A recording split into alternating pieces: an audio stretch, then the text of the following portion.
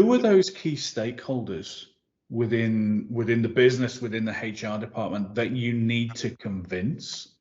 And what are some of the ways, have you got any hints and tips for how to convince those stakeholders? Michelle, let's start with you if we can.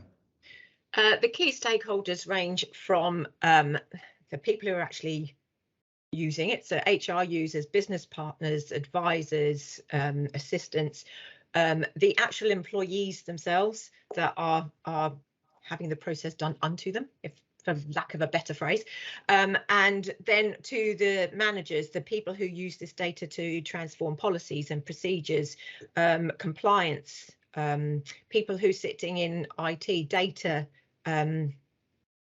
analysts and things like that. So all of these people are all stakeholders, but they'll be at different levels. So the first part of a journey, Anthony mentioned our BPRs, is to assess the stakeholders, do a stakeholder engagement matrix and understand the priorities and involvements for each of these groups so that we know we're touching, or they're touching it at the right place and we're getting the right information out of them. So there's I'd say anybody that's working in a business has probably got some part of a stakeholder engagement to play. And Anthony, any tips for getting those stakeholders on board? The biggest tip is create a business case. Again, it comes back to the why. Work with organizations like ours to define, document what your bottlenecks are and what the benefits of doing this is. And return on investment can be chopped up into multiple different, it could be a financial thing, it could be a compliance thing, it could be a morale thing, it could be an attracting more people or retaining the staff that you've already got. There's lots of different ways you can chop up a return on investment. But principally, if the biggest tip for me is anybody walking into an executive meeting saying I want to invest more in technology has to have a business case, and with a business process review, that's exactly what we do. We create a business case that justifies doing something, and so that would be my tip. Understand the why.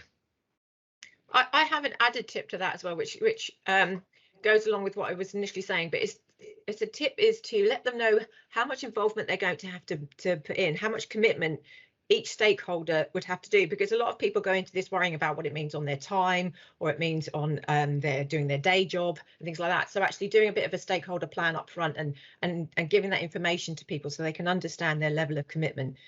They're coming in it with their eyes a bit wider open, which is a good tip.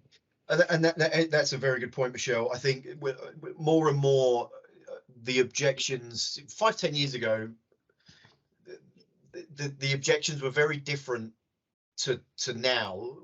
5-10 years ago, I don't need this. Why do I need this?